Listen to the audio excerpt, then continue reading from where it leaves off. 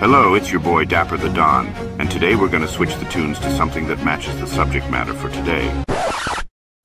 How to get over a breakup. Now, while falling in love is one of the best feelings a person can feel, heartbreak is one of the worst.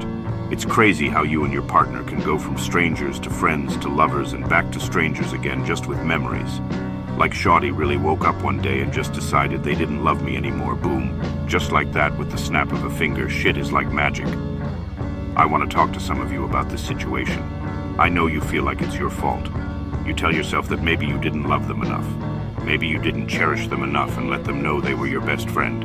Maybe you were too much of an asshole in a certain situation. Maybe you didn't spend enough time with them. Or maybe you didn't savor the moments enough when you did. Maybe you didn't have enough or spend enough money on them. Maybe you weren't on their level of attractiveness, and someone, air quotations here, more attractive came into their lives and was more, air quotations again, worthy enough for them. There are a lot of maybes you can come up with, but the Don is here to tell you none of it would have mattered. You can go back in time and tell yourself that the breakup was coming, and your past self would change and fix all those maybes you had in your head, and the joke of it all is that it will still happen. It would still happen because it's not your fault. The person will give you excuses on why they left you, and that's all they are, just excuses. Everyone knows the true relationships that last are the ones where both parties are willing to compromise. Whenever you see those old cute couples that have been together for 20 years, plus are because they have been through shit with each other and decided to hold hands and go through it together.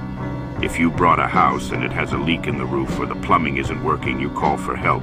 But if you're in a hotel room, you will request another room because you aren't invested in that room you book as you are with your house. Your ex-lover had that opportunity to compromise and decided that the relationship wasn't worth it. The moment that magic snap happened and they decided to leave you, they were just waiting for a way out and took it with never looking back, like a criminal breaking out of prison.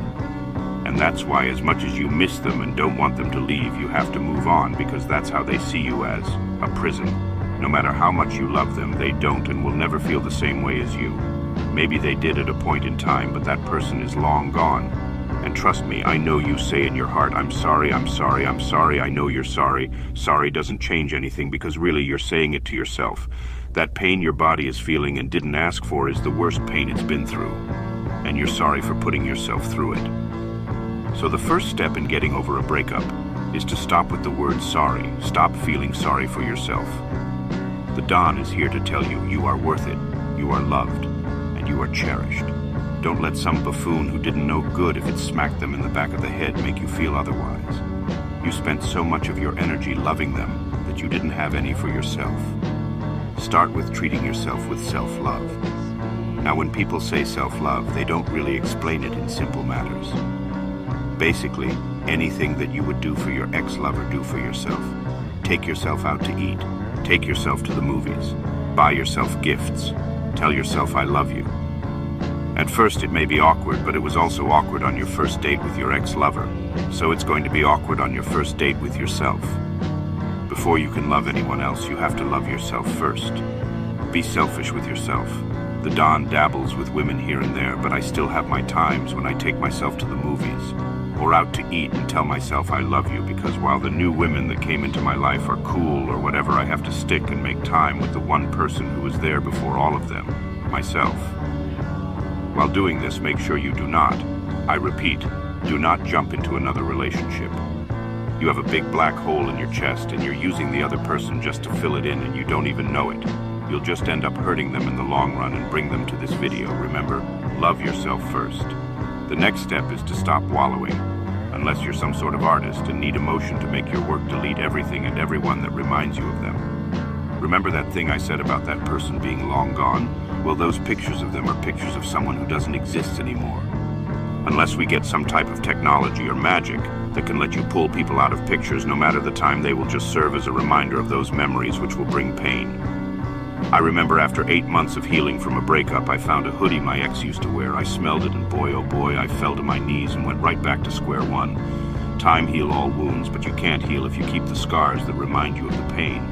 Also, this one is for the TikTok audience. Stop watching core videos. I know they are relatable and everything and show you you're not alone in your pain, but misery loves company. And if you look at the comments and tags of the video, you'll see it's like going into a dark pit where a bunch of soulless bodies come and wither together.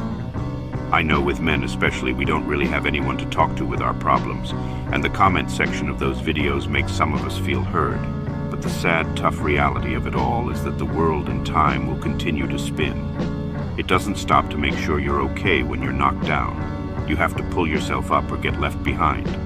For example, the TikTok USA ban has passed, and soon we won't be able to use it anymore. That means no more core comment sections for you, and now you feel alone again. Don't surround yourself with things or people that make you sad. Surround yourself with things or people that make you feel happy. The last is to be grateful for what happened.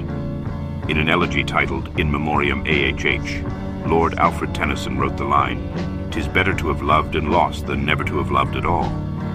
Pain is life's best teacher, for example. Unless you fell on your head as a baby, it only took you touching that hot stove once to never do it again. Take notes on red flags of your past relationship that you should have paid more attention to, or even things you can improve on yourself with. When you're ready for a new relationship, you'll know what to watch out for. This experience will make you a stronger and better person over time. Trust me, the best character development is the ones that take time, a few seasons if you know what I mean. When you look back at your Season 5 self to your Season 8 self, you'll be proud. Now I'll be honest, yes I know, the past can hurt. But as a crackhead future-seeing monkey once said, you can run from it, or you can learn from it. Well, that will be all for today. If you have any topics you would like for the Don to help you with, be sure to leave a comment and like the video. I'm Dapper the Don, and have a good day.